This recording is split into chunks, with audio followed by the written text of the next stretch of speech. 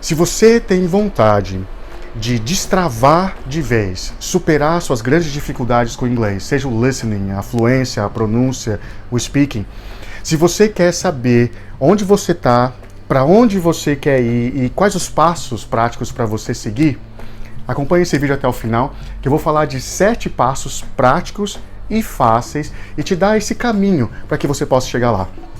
Eu sou o Bob e você está no Be Brave, o canal que mais do que falar de inglês está aqui para capacitar você a entender como você aprende e tirar o máximo proveito de todos os recursos que você tem aí na sua mão.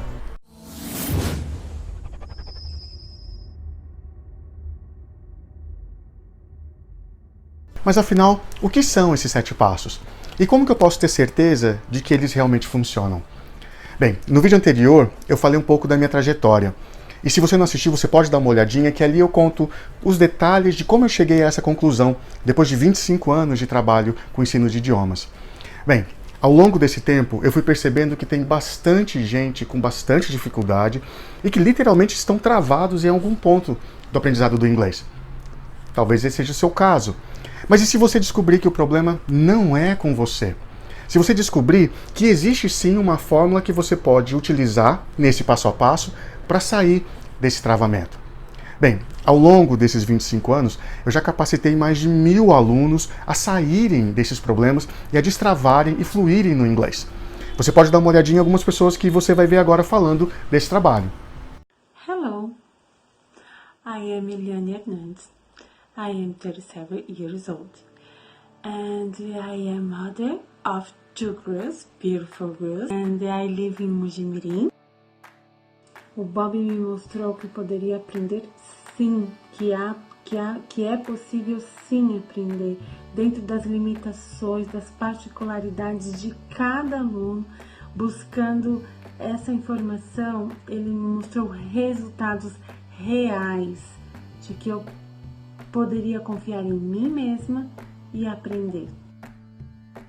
Ainda tenho muito para aprender, muito para melhorar, mas eu quero deixar aqui o meu relato que com esses passos estruturados, completamente diferentes daquela gramática repetitiva, vazia, eu consegui abandonar um histórico de frustrações e de desistências do inglês, em que eu nem eu mesma acreditava que eu seria possível aprender e tracei um caminho de aprendizagem. Hoje eu posso dizer que realmente estou aprendendo inglês. É isso, pessoal. Obrigada. Hello, I'm Roberto, and I'd like to share with you a very special experience in my life, which was having Bob as an English coach. I meant that as he is much more than an English teacher. He developed a skill of discussing about things that really make sense for you and challenges you to speak without thinking Portuguese. I'm glad I met Bob, and I thank him for the English standard I have today. Então vamos entrar um pouco agora para falar desses 7 passos. Bem, primeiramente eu queria te dizer o que eles são, de um modo geral. Eles são uma gama de conhecimento e técnicas que vão ajudar você a adaptar tudo ao seu jeito de aprender. E por que isso é tão importante, afinal de contas? Porque assim você não vai ficar na mão de ninguém. Você vai ser capaz de ser dono do seu destino rumo à tão sonhada fluência, destravando aqueles pontos que você tem mais dificuldade. E um detalhe bem importante, tá? A fluência tem que vir junto com a proficiência. Não basta você acreditar que é fluente, ou alguém dizer que você é fluente, ou mesmo você terminar um curso. Você precisa testar, ter certeza, ter segurança de que aquela fluência é correta, ela é proficiente. Mas mais pra frente eu falo um pouquinho disso, tá ok? Bem, aqui a gente vai então pensar no seguinte. Quando você seguir esses 7 passos, você vai ter na sua mão o conhecimento necessário para adaptar tudo do seu jeito e extrair o máximo do que você tem na sua mão. Bem, se você não seguir, nada vai mudar. É claro que você vai continuar aprendendo e tudo mais, mas com os 7 passos, você vai descobrir como que você aprende e como você vai chegar nessa fluência que você tanto deseja. Tudo bem? Esses 7 passos, eu vou dar só o resumo agora e aí a gente vai passar ponto a ponto. eles são 7 ações, 7 atitudes que você tem que tomar. O número 1, você tem que descobrir. Então, descubra como você aprende. O que envolve a sua maneira de aprender? Número 2, entenda. Entenda como o seu cérebro funciona, como que ele armazena essas informações. Parece coisa meio supérflua, mas eu digo para você que não é. Porque assim você vai conseguir acalmar o seu cérebro quando você precisa, você vai entender o percurso que ele faz na hora de você aprender. Isso também vai te ajudar. Em terceiro, você vai avaliar. Então, avalie as opções que você tem na sua mão. Se é uma escola, se é um professor particular, se é aula virtual, se é um site ou um aplicativo ou um livro para quem é autodidata. Então, avalie. E aí, escolha, que é o quarto passo. Essa escolha você vai, então, determinar. Ok, eu quero utilizar essa metodologia, eu quero pegar essa forma de fazer o exercício, e aí eu vou, então, pegar tudo aquilo que eu estou usando para aprender e vou adaptar. Esses 4 primeiros passos, apesar de eles serem um pouquinho difícil para você entender nesse primeiro momento, eles são muito rápidos. Você faz eles só uma vez. Você vai levar aí 2, 3 horas para descobrir, aprender tudo e poder fazer a sua escolha. Olha só como é simples. E aí depois desses 4 primeiros passos, você vem os passos realmente onde você vai gastar mais tempo, onde você vai estudar, aprender e tudo mais. E isso é interessante porque você vai precisar de menos tempo, inclusive, para você chegar lá onde você quer. E aí vem o 5º passo, que é realmente aprender. Você vai desenvolver o writing, reading, speaking, listening, vai adquirir todo esse conhecimento para, no 6º passo, você então evoluir, que é quando você chega na fluência, você tem uma pronúncia redonda, você domina aquela gramática e vocabulário dentro de um universo em conjunto, para então, o 7º passo, você checar, que é também um passo muito rápido e muito simples, que é um teste, para que você possa ter essa certeza aí de que você chegou lá. Esses são os 7 passos. Então pensa, quanto tempo você tem? Quanto tempo você já gastou estudando inglês? Quanta energia, quanto dinheiro você já gastou? O que você quer para você daqui para frente? Vamos ouvir agora, passo a passo, um pouquinho mais de cada um para você entender daquilo que eu estou falando? Vamos lá. Você já ouviu falar da história da águia que pensava que era galinha? Pois é, dizem que havia um explorador andando pela Índia e de repente ele passou por um hindu sentado no chão e do lado dele tinha algumas galinhas e uma águia junto com elas, ciscando. E ele achou aquilo muito curioso. E ele chegou pro cara e falou assim, como é que essa águia tá aqui junto com essas galinhas, né, dessa forma? E o hindu olhou para ele bem calmo e falou assim, bem, se você diz para a águia desde filhote que ela é galinha, ela acredita que é. O cara parou, pensou, entendeu, concordou, mas ao mesmo tempo ele ficou na dúvida e falou assim, é assim. Assim que a águia nasce, você põe ela dentro de um galinheiro. E ali na convivência com as galinhas, ela vai aprender a repetir o que as galinhas fazem, e ela não vai saber que ela é uma águia, que ela é poderosa, que ela é forte, que ela sabe voar nas mais altas alturas, né, pra gente dizer assim. E ela vai sempre se comportar como galinha. E isso a gente pode trazer para a nossa forma de aprender. Quando a gente está estudando inglês, a gente vai para uma escola ou tem um professor particular, todo mundo diz para você, faz aqui, faz esse exercício assim, segue isso daqui. Porque eles acreditam que você é como todo mundo. Mas você, na verdade, é uma águia, você tem a sua própria força. E aí a gente vai descobrir juntos, então, como é que essa força você pode trazer ela à tona e usar ela a seu favor. Eu quero falar do primeiro passo agora. O primeiro passo é descubra. Ele faz parte da primeira etapa, que tem 2 passos, que são os 2 primeiros, que é o perfil de aprendizagem. Então, descubra como você aprende.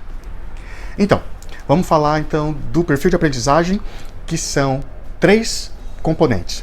O primeiro deles são as inteligências. Aqui eu estou falando de uma teoria educacional desenvolvida por Howard Gardner, lá no começo dos anos 80, que ele fala que a nossa forma de aprender vai muito além do QI. A gente tem muito mais do que a inteligência lógica pura e simples. E é verdade, as pessoas aprendem de formas diferentes. Tá, Bob, mas o que eu ganho com isso? O que você ganha com isso é que você vai poder adaptar os exercícios à sua forma de aprender, você vai poder tirar um proveito maior de cada atividade que você estiver fazendo, direcionar ela para aquilo que é mais fácil para você. Por exemplo, quando eu estava estudando espanhol, o primeiro professor que eu tive, ele fazia a gente fazer várias atividades com o nosso corpo. Então a gente levantava, andava, conversava e tudo mais. E eu sou sinestésico, que é aquela pessoa que aprende pela experiência concreta. E eu amei e aprendi muito. E sempre me dei muito bem nas aulas. Já um segundo professor que eu tive, ele fazia coisa com um método um pouco mais tradicional, com comparação com o português, inclusive. E aquilo para mim não fazia nenhum sentido, porque eu não sou verbal linguístico, eu não aprendo com aquela estrutura quadradinha, né, que para muita gente é mais fácil. Então, aquilo eu não me adaptei. E eu acabei parando, inclusive, e só voltei muito depois a estudar espanhol. Então, isso mostra pra gente que a gente tem uma forma mais fácil de aprender. E aqui eu vou falar basicamente de 8 inteligências, certo? A primeira delas é a inteligência espacial ou visual. São aquelas pessoas que elas se dão bem com formas, cores, fotos, aquela parte visual mais forte, certo? E não se preocupem, porque mais pra frente eu vou colocar um vídeo de cada uma das inteligências com dicas de como que você pode utilizar aquilo a seu favor, certo? Aqui é mais pra gente poder entender do que é que eu tô falando.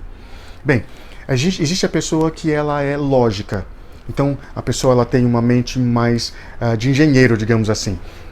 Tudo para ela é mais cartesiano, tudo para ela é mais concreto, ela tem facilidade inclusive com números, com cálculos também, certo? Mas as coisas têm que fazer muito sentido, então ela consegue aprender melhor. Existem aqueles que são musicais ou auditivos. São pessoas que aprendem muito só ouvindo.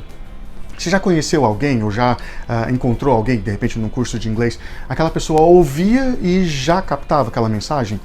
Pois é, essas pessoas são as pessoas auditivas ou musicais. Tudo aquilo que ela ouve facilita quando ela aprende. Bem, além disso, a gente também tem as pessoas que têm a inteligência intrapessoal.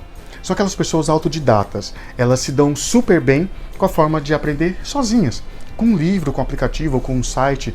Então, essas pessoas buscam fazer atividades, ou devem buscar fazer atividades que facilitem para ela aprender desse jeito, certo?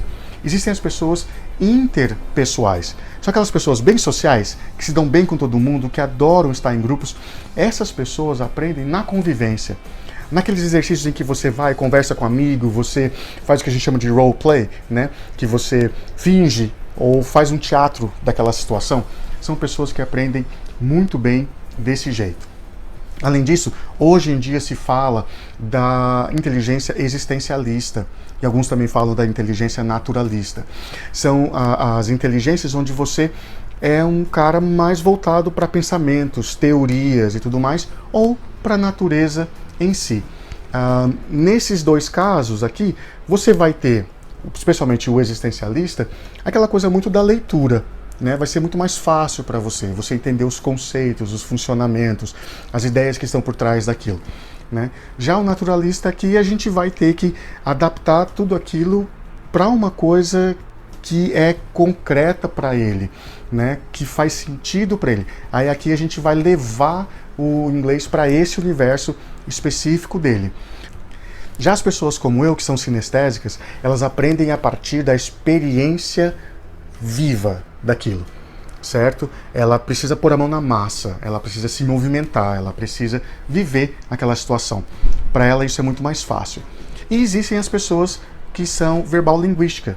Então ela tem essa inteligência mais forte. São as pessoas que elas estudam e aprendem com a estrutura mesmo da língua, certo? Então essa primeira coisa que você tem que descobrir é qual delas você utiliza mais. É difícil a gente usar uma só, normalmente a gente usa um conjunto delas. Então, você descobrindo qual delas você usa, você já consegue saber que atividade você se dá melhor, certo? Um sinestésico como eu, a gente se dá melhor quando a gente pratica alguma coisa. Ver uma receita de um cookie, por exemplo, não resolve de nada para mim. Eu tenho que fazer o cookie, e aí eu entendo e aprendo. Então, esse é só um exemplo para que você entenda sobre o que são essas inteligências. Além das inteligências, a gente precisa agregar mais um pouquinho de conhecimento, que são os estilos e os ciclos de aprendizagem. Esses estilos, a gente vai falar um pouquinho de quem é concreto ou abstrato, e quem é reflexivo ou quem é mais ativo, certo? Então, a pessoa ela vai perceber como que ela interage com essas atividades diversas e com as outras pessoas, certo? Se ela precisa de um professor, ou se ela precisa mais de um livro, se ela precisa mais de contato com as pessoas, ou se ela precisa mais de entender, né, a parte teórica da coisa. E aí também tem a questão dos ciclos, porque a gente passa pelos mesmos ciclos, isso também a gente precisa adaptar a nossa forma de aprender. Porque a gente primeiro sente, aí a gente observa, a gente pensa e aí a gente faz. Então lembra do seguinte, esses dois componentes que eu acabei de falar, sobre as inteligências, estilos e ciclos, eu vou dar atividades práticas que você pode entender melhor num vídeo separado sobre isso, tá ok? E a gente tem a questão do histórico. Você tem que avaliar como foi para você aprender ao longo da sua vida. Que tipo de atividades você gostava, que tipo de matérias você gostava. Isso tudo também facilita você trazer para o seu aprendizado de hoje. Ou seja, esse primeiro passo, descubra, que é um passo que você vai fazer uma vez só, você vai entender como que você pode utilizar as atividades a seu favor, adaptando ao seu jeito e não você se adaptando àquilo que os outros acreditam que você deve fazer. Tudo bem? Vamos para o segundo passo? E deixa eu te perguntar, você sabe como o seu cérebro funciona? Não estou falando aqui de neurologia, não, e nem de conhecimento profundo. Mas você tem alguma noção sobre os neurônios e como que ele acaba agindo para que você aprenda alguma coisa? Tá, mas Bob, por que eu tenho que saber disso? Vou te fazer uma pergunta para trazer para um exemplo prático. Já houve algum momento em que você estava estudando inglês e que você sentiu uma frustração muito grande? E de você fechar o livro e falar assim, ai, chega, não vou ver isso mais agora por enquanto, tô cansado. Ou então, em algum momento, em alguma atividade, você simplesmente bloqueou, entrou em desespero e falou, ixi, o que eu faço agora? Eu já vi pessoas de um total bloqueio em determinado momento que simplesmente quiseram ir embora, porque houve um bloqueio.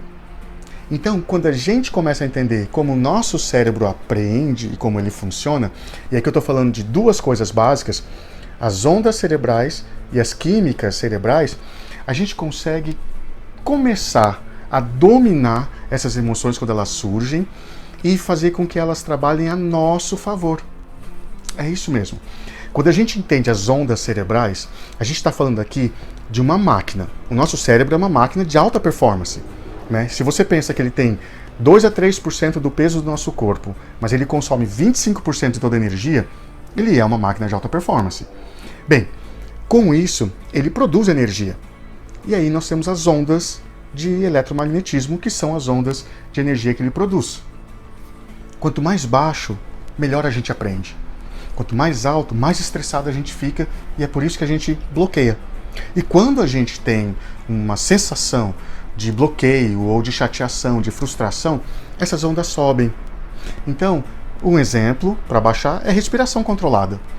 Quando você começa a utilizar isso, você começa a se acalmar com mais rapidez. E a entender que aquilo ali é uma coisa que você pode resolver. E além disso, tem essa questão das químicas. Ah, Bob, mas você já está falando coisa muito técnica demais para minha cabeça. Não. Segue o que eu estou falando que você vai entender o porquê é tão importante. Essas químicas são aquelas que são usadas, que fabricam, digamos assim, as nossas emoções. É isso mesmo. São elas que fazem a gente se sentir feliz, ou triste, ou frustrado, ou com medo, ansioso. Então, quando a gente começa a entender que as químicas que nos fazem sentir bem ajudam a gente a aprender, a gente consegue entender o que ativa isso na gente. E a gente também começa a usar isso a nosso favor. E sabe o que vai acontecer? Você vai começar a sentir cada vez mais prazer de aprender o inglês. Não fica mais fácil se você gosta de alguma coisa quando você vai aprender? Você não aprende melhor? Você não aprende mais fácil? Pensa na sua matéria favorita da escola. Você não gostava daquele professor, daquela matéria? Normalmente a gente tira as notas mais altas com ela? Pois é exatamente disso que eu estou falando. Quando a gente alia o nosso perfil com como o nosso cérebro funciona, a gente cria a mistura perfeita para sentir prazer de estudar, porque vai ver que funciona. E ao ver o resultado chegando, a gente vai cada vez ficar mais animado e cada vez a gente vai aprender mais e mais rápido. Esse é o segundo passo, que é entenda. Entenda como o seu cérebro funciona, tire proveito disso. Chegamos agora ao terceiro passo. É o passo do avalie. Vou avaliar o quê? Bem, aqui a gente tem vários componentes para você avaliar. O primeiro deles é o que você vai escolher para você estudar. E não estou falando de linguagem não, tá? Eu estou falando de, eu vou escolher uma escola, ou eu vou escolher um professor particular, ou eu vou escolher um aplicativo, ou um site, ou eu vou ser autodidata. Bem, é por isso que ele é o terceiro passo. Ele vem depois do primeiro e do segundo. Porque você já sabe como que você aprende, então que tipo de atividade você usar mais a seu favor. Você já sabe usar as suas emoções também ao seu favor, se acalmar para não continuar bloqueado. E assim você vai poder escolher melhor. Porque não adianta eu não saber do passo 1 e 2 e escolher um professor. Vai sempre ficar naquela tentativa e erro, certo?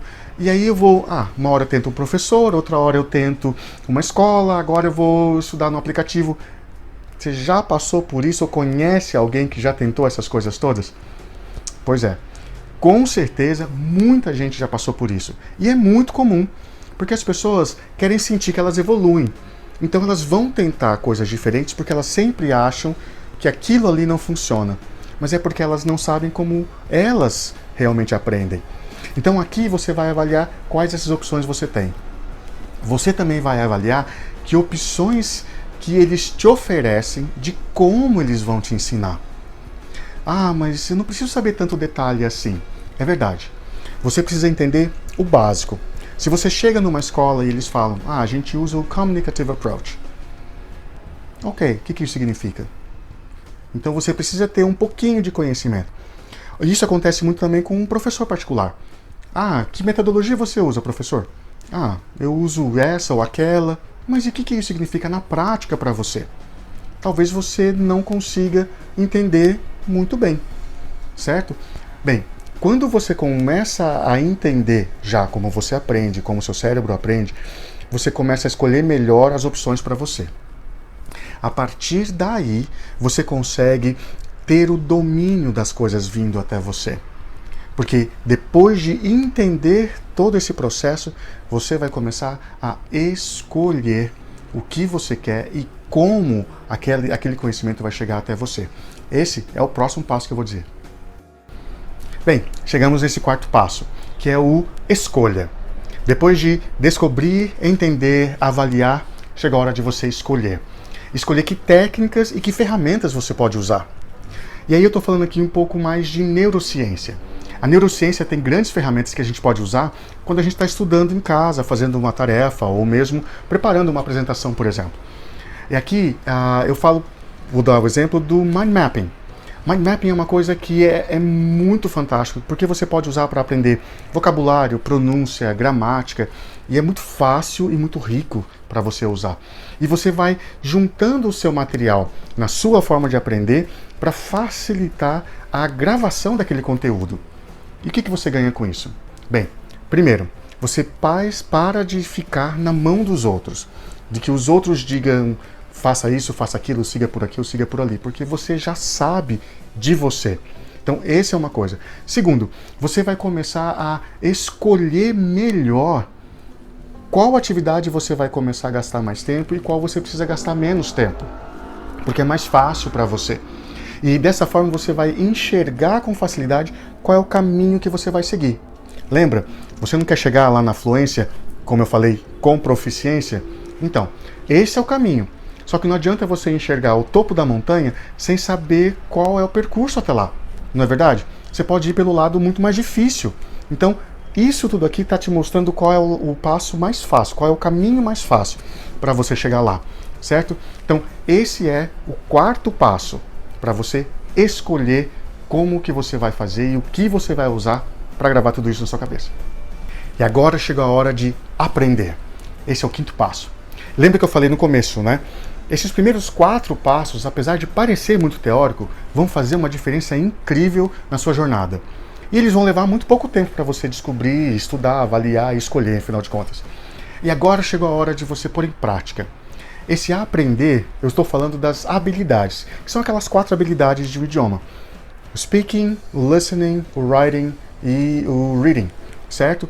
Então, aqui você vai fazer essas atividades. E pensa bem, se você já sabe que tipo de atividade você se encaixa, você já sabe como o seu cérebro aprende, você já escolheu uma metodologia ou um recurso que se adapta ao seu jeito, você já sabe que ferramenta você vai usar, vai facilitar muito para que você aprenda. E aí basta perceber que pontos você tem mais forte e que ponto você tem mais fraco. O mais forte você pode gastar menos tempo. Olha que bacana. E o mais forte e o mais fraco, aliás, você pode se dedicar um pouco mais. Então, isso já facilita para que você tenha uma estratégia. E aí você precisa avaliar se você tem algum bloqueio ou algum obstáculo. Aqui precisa trabalhar um pouquinho mais, realmente desenvolver uma forma de você contornar esse obstáculo e esse bloqueio, destravar, e aí você vai usar aqueles primeiros passos para que você supere isso daqui.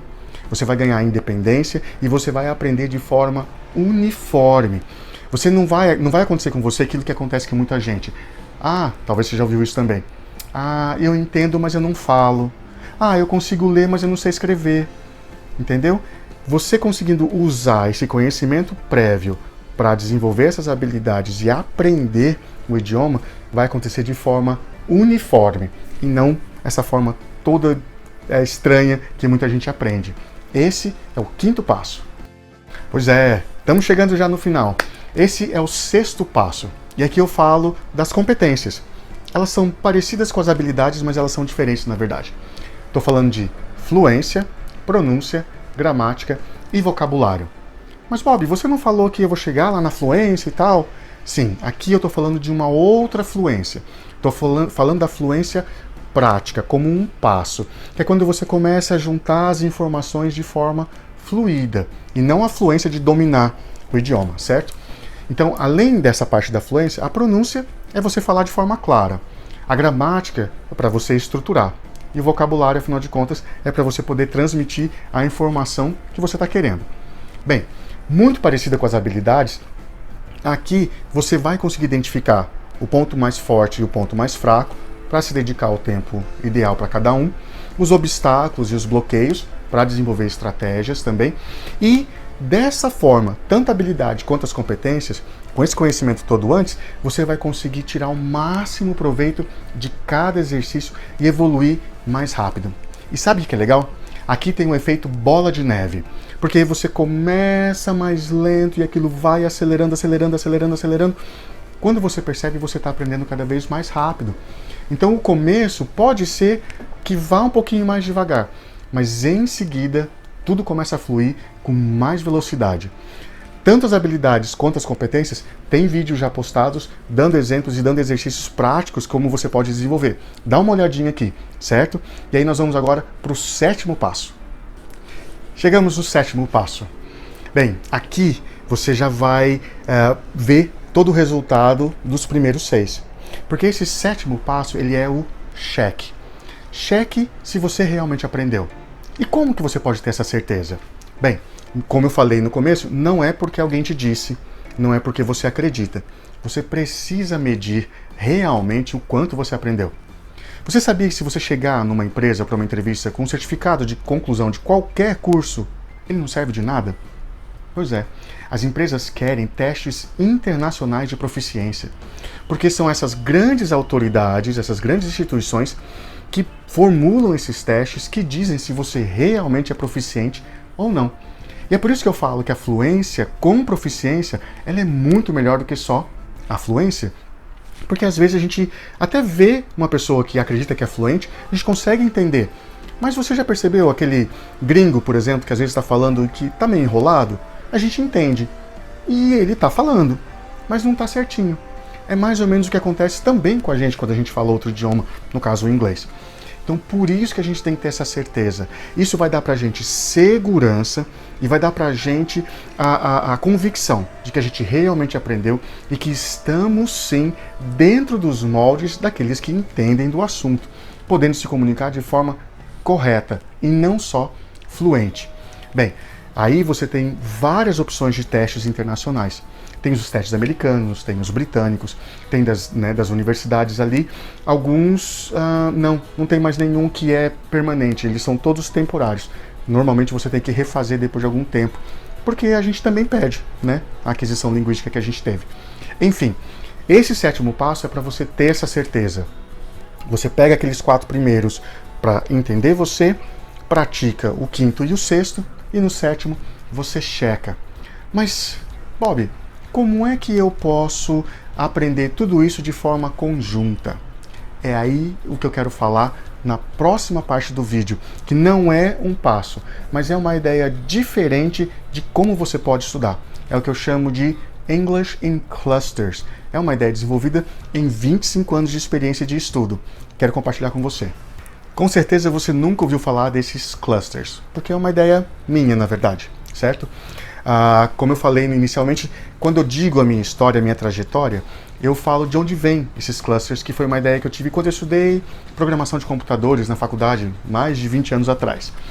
Bem, esses clusters, eles são uma forma de você estudar que diminui o tempo de estudo, que tem conexão com a sua vida real, que traz exemplos práticos para você e que te ensina a pensar por si só e pensar na língua e não repetir apenas as frases que você já ouviu por aí. Então, deixa de ser aquela coisa do papagaio para que você possa realmente pensar no idioma. E o que é que você ganha com isso? Bem, você ganha a capacidade de adaptar essa forma a todas as ferramentas que você tem. Porque ele funciona se você estuda com um professor particular, se você estuda numa escola, se você faz aula em workshop ou em imersão, se você estuda num aplicativo ou num site gratuito, ele funciona com tudo isso. E ele ensina você o inglês de uma forma relevante, que tem significado para a sua vida. E não aquela coisa que as pessoas querem que você aprenda. Vou dar um exemplo. Você aí que está vendo, que está me assistindo, de repente você precisa do inglês para o seu trabalho. Você precisa aprender as partes do corpo ou as roupas em inglês? Provavelmente não. Então, os clusters, eles trazem o que é relevante para você. É para economizar tempo, dinheiro, energia e tudo fazer sentido. Ok? Tchau, gente. Um abraço.